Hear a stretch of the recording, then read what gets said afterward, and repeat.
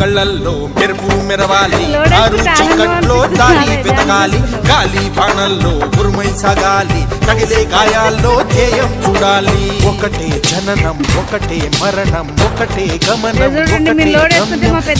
పొందే వరకు గెలుపు లేదు మనకు బ్రతుకు అంటే గెలుపు గెలుపు కొరకే బ్రతుకు